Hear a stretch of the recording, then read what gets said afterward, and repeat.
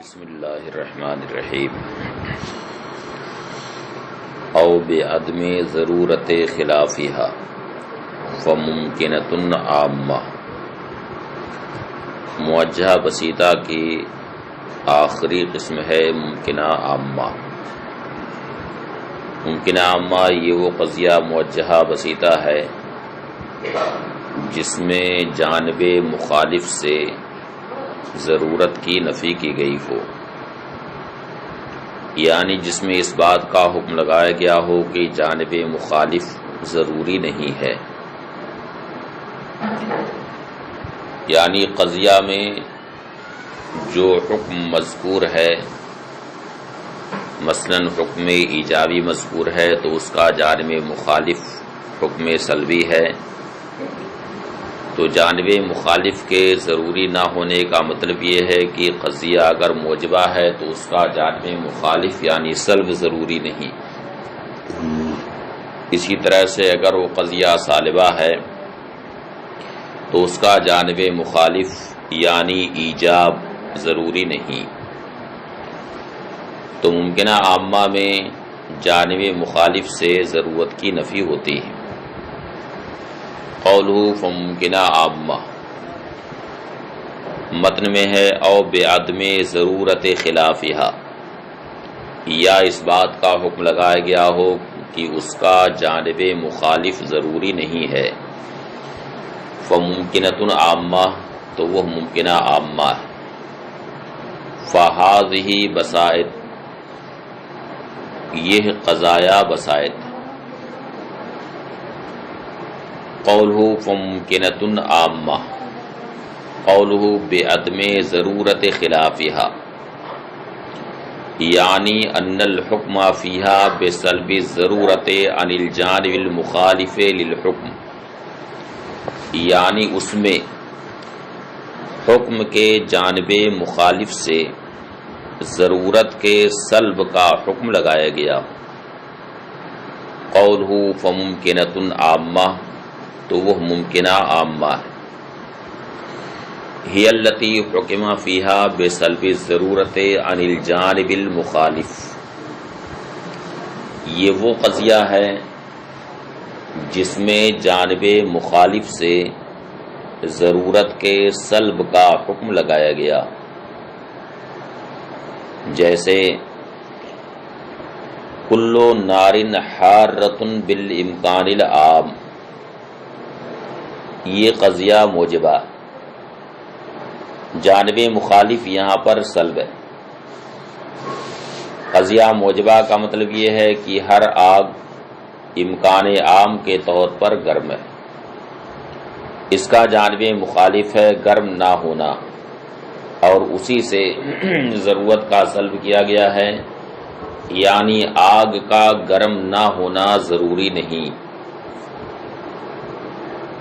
سالبہ کی مثال ہے لا شیء من الحار ببارد بالامکان العام، کوئی بھی حار بارد نہیں امکان عام کے طور پر۔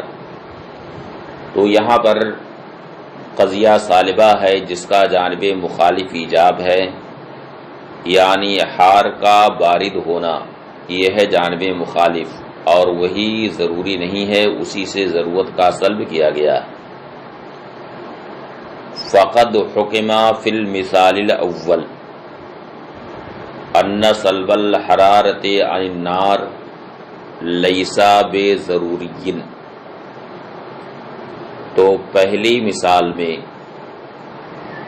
اس بات کا حکم لگایا گیا کہ آگ سے حرارت کا سلب ضروری نہیں۔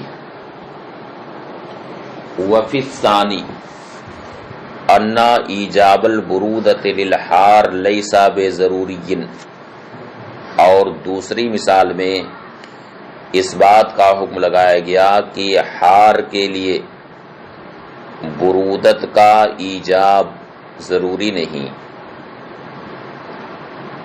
وَإِنَّمَا سُمِّيَتْ مُمْكِنَةً، اس قضیہ کا نام ممکنہ کیوں رکھا گیا؟ تو وجہ تسمیہ ظاہر ہے لاشتمالها علی معنی الامکان، اس لیے کہ یہ معنی امکان پر مشتمل ہے۔ و عامہ، اور عامہ نام اس وجہ سے رکھا گیا لکونہا عامہ من الممکنۃ الخاصہ، اس وجہ سے کہ یہ ممکنہ خاصہ سے عام ہے، التی ستعرف فی المرکبات، جس کو آپ مرکبات میں جانیں گے۔ قولہ فہذہ بسائط، تو یہ بسائط، ای القضایا الثمان المذکورہ بسائط، یعنی یہ 8 قضایا جو مذکور ہوئے یہ بسائط، لأن حقیقتها اما ایجاب فقط او سلب فقط، اس لیے کہ ان کی حقیقت یا تو صرف ایجاب ہے یا صرف سلب ہے، کما عرفتہ مفصلاً، جیسا کہ مفصلاً آپ جان چکے ہیں۔ قولہ وقد تقید، لما فرغ المصنف من بیان البسائط شرع فی المرکبات، مصنف جب بسائط کے بیان سے فارغ ہوئے تو مرکبات کا بیان شروع کیا۔ وہی بعینہا البسائط المذکورہ، مرکبات بھی بسائط ہی بعین ہی ہوتے ہیں،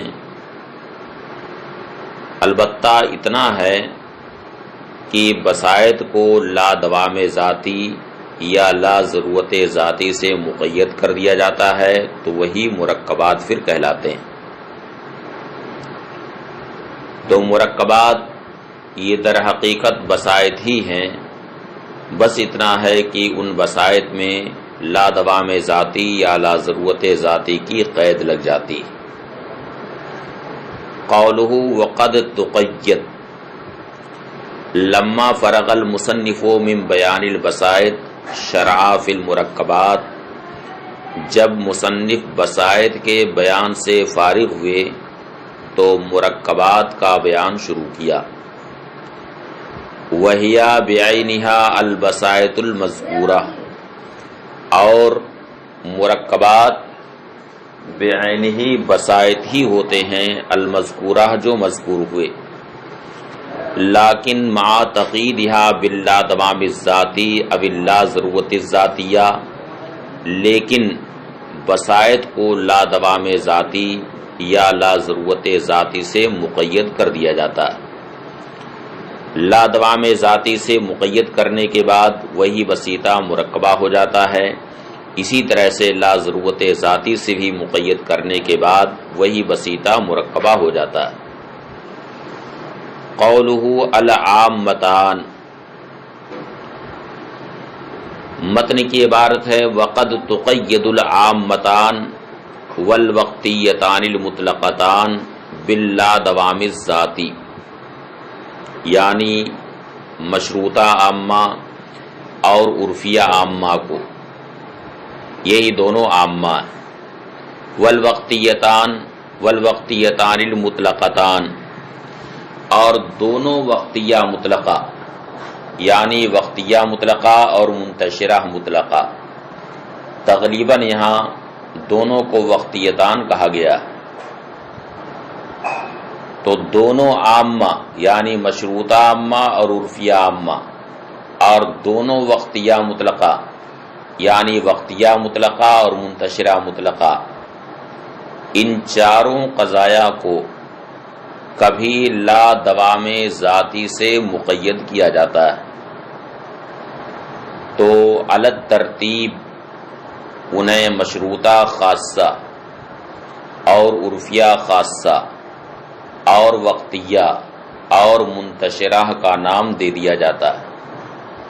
یعنی مشروطہ عامہ کو لا دوام ذاتی سے مقید کیا جائے تو وہی مشروطہ خاصہ ہو جاتا ہے، عرفیہ عامہ کو لا دوام ذاتی سے مقید کیا جائے تو وہی عرفیہ خاصہ ہو جاتا ہے، وقتیہ مطلقہ کو لا دوام ذاتی سے مقید کیا جائے تو وہی وقتیہ ہو جاتا ہے، منتشرہ مطلقہ کو لا دوام ذاتی سے مقید کیا جائے تو وہی منتشرہ ہو جاتا ہے۔ وقد تقید المطلقۃ العامہ باللا ضرورت ذاتیہ، مطلقہ عامہ کو بھی کبھی لا ضرورت ذاتی سے یا لا دوام ذاتی سے مقید کیا جاتا ہے۔ اگر لا ضرورت ذاتی سے مقید کیا جائے تو وجودیہ لا ضروریہ ہے، اور اگر لا دوام ذاتی سے مقید کیا جائے تو وہ وجودیہ لا دائمہ ہے۔ اب شرح دیکھیں۔ قولہ العامتان، دونوں عامہ، ای المشروطۃ العامہ والعرفیۃ العامہ، یعنی مشروطہ عامہ اور عرفیہ عامہ۔ قولہ والوقتیتان، اور دونوں وقتیہ، یعنی وقتیہ مطلقہ اور منتشرہ مطلقہ، دونوں پر وقتیتان کا اطلاق تغلیباً ہوا ہے، جیسے شمس و قمر کو قمرین کہا جاتا ہے، اور ماں باپ دونوں کو ابوین کہا جاتا ہے، اسی طرح سے یہاں تغلیباً دونوں کو وقتیتان کہا گیا ہے۔ قولہ باللا دوام الذاتی، لا دوام ذاتی سے مقید کیا جاتا ہے۔ اے کل واحدۃ من القضایا المذکورہ قد تقید باللا دوام الذاتی، یعنی مذکورہ قضایا میں سے ہر ایک کو کبھی لا دوام ذاتی سے مقید کیا جاتا ہے۔ ومعناه، لا دوام ذاتی کا کیا معنی ہے؟ تو اس لفظ ہی سے اس کا معنی ظاہر ہے کہ قضیہ میں جو نسبت مذکور ہوئی ہے وہ نسبت دائمی نہیں جب تک کہ ذات موضوع موجود ہو، یعنی ذات موضوع کے وجود کے سارے اوقات میں وہ نسبت دائمی نہ ہو۔ اور ظاہر سی بات ہے کہ جب وہ نسبت دائمی نہیں تو وہ نسبت بالفعل ہوگی، یعنی تینوں زمانوں میں سے کسی ایک زمانے میں ہوگی۔ اس لیے معلوم ہوا کہ لا دوام ذاتی سے اس نسبت کی فعلیت کی طرف اشارہ ہے، اور نسبت کی فعلیت یہ مطلقہ عامہ میں جہت مذکور ہوتی ہے، اس لیے لا دوام ذاتی سے مطلقہ عامہ کی طرف اشارہ ہوتا ہے۔ ومعناه ان النسبۃ المذکورہ فی القضیہ لیست بدائمۃ، اور اس کا معنی یہ ہے کہ قضیہ میں جو نسبت مذکور ہے وہ دائمی نہیں، مادامہ ذات الموضوع موجودتاً، جب تک کہ ذات موضوع موجود ہے۔ فیکون لا دوام اشارتاً الی مطلقۃ عامہ، تو لا دوام سے مطلقہ عامہ کی طرف اشارہ ہوگا،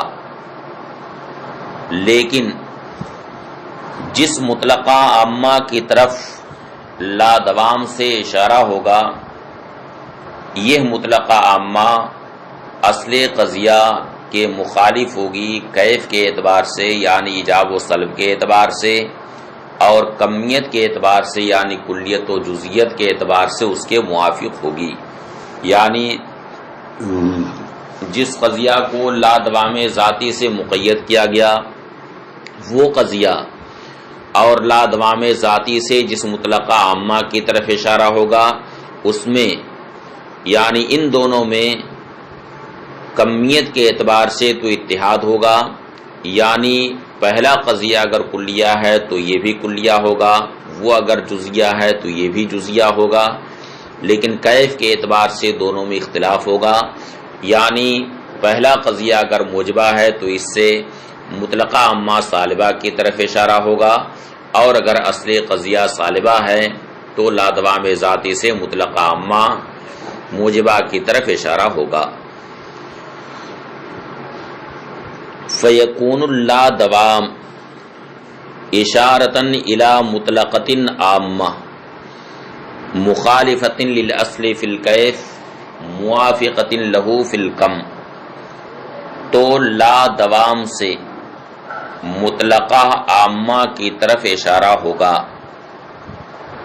جو کیف کے اعتبار سے اصل قضیہ کے مخالف ہوگا اور کم کے اعتبار سے اصل قضیہ کے موافق ہوگا، یعنی جس قضیہ کی طرف اشارہ ہوا وہ قضیہ اصل قضیہ کا مخالف ہوگا کیف یعنی ایجاب و سلب کے اعتبار سے، اور کمیت کے اعتبار سے یعنی کلیت و جزیت کے اعتبار سے اس کا موافق ہوگا۔ قولہ فَتُسَمَّى الْمَشْرُوطَةَ الْخَاصَّةَ، تو اس کا نام مشروطہ خاصہ رکھا جاتا ہے۔ مشروطہ خاصہ ہی المشروطۃ العامہ المقیدہ باللا دوام الذاتی۔ مشروطہ خاصہ وہ مشروطہ عامہ ہے جو لا دوام ذاتی سے مقید ہو، جیسے بالضرورت کل متکلم متحرک اللسان ما دام متکلما لا دائما، تو بالضرورت کل متکلم متحرک اللسان ما دام متکلما یہاں تک تو مشروطہ عامہ، پھر اسی کو لا دائمن سے مقید کیا جس سے مطلقہ عامہ کی طرف اشارہ ہوا، چونکہ پہلا قضیہ موجبہ تھا اس لیے لا دائمن سے مطلقہ عامہ سالبہ کی طرف اشارہ ہوگا۔ اے لا شیء من المتکلم بمتحرک اللسان بالفعل، یعنی کوئی بھی متکلم بالفعل متحرک اللسان نہیں ہے۔ وبالضرورت لا شیء من المتکلم بساکن اللسان ما دام متکلما لا دائما، تو بالضرورت لا شیء من المتکلم بساکن اللسان ما دام متکلما یہاں تک تو مشروطہ عامہ سالبہ، پھر لا دائمن سے مطلقہ عامہ موجبہ کی طرف اشارہ ہوا، یعنی کل متکلم متحرک اللسان بالفعل، فترکیبها فی الموجبۃ من مشروطۃ عامۃ موجبہ، تو موجبہ کی صورت میں مشروطہ خاصہ کی ترکیب مشروطہ عامہ موجبہ سے ہے، وہی الجزء الاول، اور یہ جزو اول ہے، ومن مطلقۃ عامۃ سالبہ، اور مطلقہ عامہ سالبہ سے اس کی ترکیب ہے، وہو مفہوم اللا دوام، اور یہ لا دوام کا مفہوم ہے۔ وفی السالبۃ من مشروطۃ عامۃ سالبہ، اور سالبہ کی صورت میں اس کی ترکیب مشروطہ عامہ سالبہ سے ہے، وہی الجزء الاول، اور وہ جزو اول ہے، اور مطلقہ عامہ موجبہ سے اس کی ترکیب ہے، وہی مفہوم اللا دوام، اور یہ لا دوام کا مفہوم ہے۔ ومن ہا ہنا تبین ان الاعتبار فی ایجاب القضیۃ المرکبہ وسلبها للجزء الاول، اور یہیں سے یہ بات ظاہر ہوئی کہ قضیہ مرکبہ کے ایجاب و سلب میں اعتبار جزو اول کا ہے۔ اصل میں قضیہ مرکبہ کی حقیقت ایجاب اور سلب دونوں سے مرکب ہوتی ہے، تو اب مسئلہ یہ ہے کہ قضیہ مرکبہ پر موجبہ یا سالبہ کا اطلاق کیسے کیا جائے، جزو اول کا اعتبار کیا جائے یا جزو ثانی کا اعتبار کیا جائے۔ تو چونکہ جزو اول صراحتاً مذکور ہوتا ہے جبکہ جزو ثانی صراحتاً مذکور نہیں ہوتا بلکہ کسی قضیہ کی طرف اشارہ ہوتا ہے، اس لیے اعتبار جزو اول ہی کا ہے۔ اگر جزو اول موجبہ ہے تو اس قضیہ مرکبہ کو موجبہ کہا جائے گا، اور اگر جزو اول سالبہ ہے تو قضیہ مرکبہ کو سالبہ کہا جائے گا۔ تو موجبہ یا سالبہ نام رکھنے میں اعتبار جزو اول کا ہے۔ ومن ہا ہنا تبین ان الاعتبار فی ایجاب القضیۃ المرکبہ وسلبها للجزء الاول، اور یہیں سے یہ بات ظاہر ہوئی کہ قضیہ مرکبہ کے ایجاب و سلب میں اعتبار جزو اول کا، ان کانا موجبن کانت القضیۃ موجبتن، اول موجبہ ہو تو قضیہ موجبہ ہوگا، وَإِن کانا سالبن کانت القضیۃ سالبتن، اور اگر جزو اول سالبہ ہو تو قضیہ سالبہ ہوگا۔ والجزء الثانی مخالف للاول فی الکیف، اور جزو ثانی کیف میں یعنی ایجاب و سلب میں جزو اول کا مخالف ہوگا، وموافق له فی الکم، اور کم میں جزو اول کا موافق ہوگا، یعنی کلیت و جزیت میں جزو اول کا موافق ہوگا۔ وتسمیتها مشروطہ لاشتمالها علی المشروطۃ العامہ،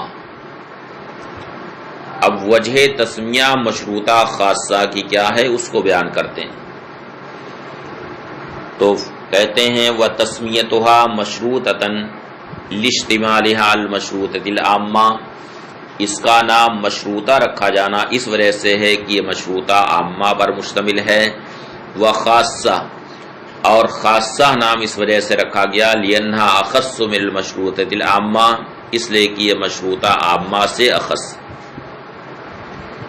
قولہ والعرفیۃ الخاصہ، عرفیہ خاصہ، ہی العرفیۃ العامہ المقیدہ باللا دوام الذاتی، عرفیہ خاصہ وہ عرفیہ عامہ ہی ہے جو لا دوام ذاتی سے مقید ہو۔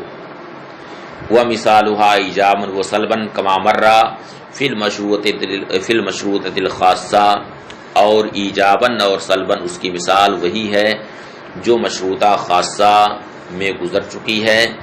فرق اتنا ہے کہ مشروطہ میں بالضرورہ کی قید لگی ہوئی تھی، اور یہاں بالضرورہ کی جگہ بالدوام کی قید لگے گی، جیسا کہ مشروطہ عامہ اور عرفیہ عامہ کے بیان میں یہ بتایا جا چکا ہے۔ تو اب عرفیہ خاصہ کی ترکیب ایک عرفیہ عامہ سے ہوگی اور دوسرے مطلقہ عامہ سے ہوگی۔ ومثالها ایجابا وسلبا کما مر فی المشروطۃ الخاصہ، اور ایجاباً اور سلباً اس کی مثال وہی ہے جو مشروطہ خاصہ میں گزر چکی۔ وترکیبها فی الموجبۃ من عرفیۃ عامۃ موجبہ، اور موجبہ ہمیں اس کی ترکیب عرفیہ عامہ موجبہ سے ہوگی، وہی الجزء الاول، اور یہ جزو اول۔ ومن مطلقۃ عامۃ صالبۃ، اور مطلقہ عامہ صالبہ سے اس کی ترکیب ہوگی، وہی مفہوم اللادوام، اور یہ لادوام کا مفہوم ہے۔ وفی الصالبۃ، اور صالبہ کی صورت میں یعنی جب عرفیہ خاصہ صالبہ تو اس صورت میں اس کی ترکیب عرفیہ عامہ صالبہ سے ہوگی، وہی الجزء الاول، اور یہ جزو اول۔ ومن مطلقۃ عامۃ موجبۃ، اور مطلقہ عامہ موجبہ سے اس کی ترکیب ہوگی، وہی مفہوم اللادوام، اور یہ لادوام کا مفہوم ہے، کما عرفتہ، جیسا کہ آپ جان چکے۔ تو اب اس کی بھی مثال بین ہی وہی ہے جو مشروطہ خاصہ کی مثال ہے، صرف اتنا تصرف کرنا ہے کہ ہاں بالضرورہ کی جگہ بالدوام لگا دینا۔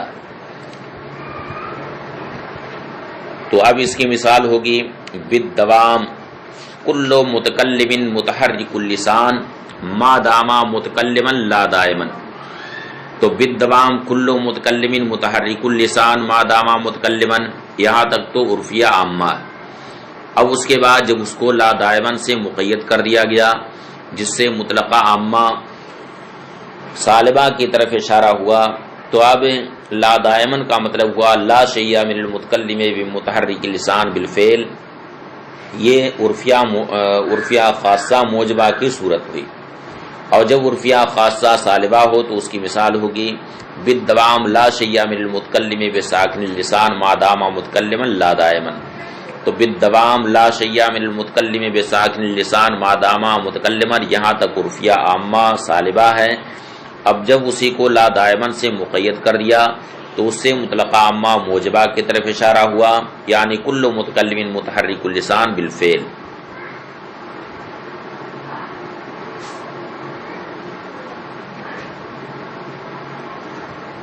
کہتے ہیں وفی السالبۃ من عرفیۃ عامۃ سالبہ، اور سالبہ کی صورت میں اس کی ترکیب عرفیہ عامہ سالبہ سے ہوگی، یہ جزو اول ہے، اور مطلقہ عامہ موجبہ سے ہوگی، وہی مفہوم اللادوام، اور یہ لادوام کا مفہوم ہے، کما عرفتہ جیسا کہ آپ جان چکے ہیں۔ وتسمیتها عرفیہ، اب اس کی وجہ تسمیہ کیا ہے تو اس کو بیان کرتے ہیں۔ کہتے ہیں وتسمیتها عرفیۃ لاجتماعها علی العرفیۃ العامہ، اس کا عرفیہ نام رکھا جانا اس وجہ سے ہے کہ عرفیہ عامہ پر مشتمل،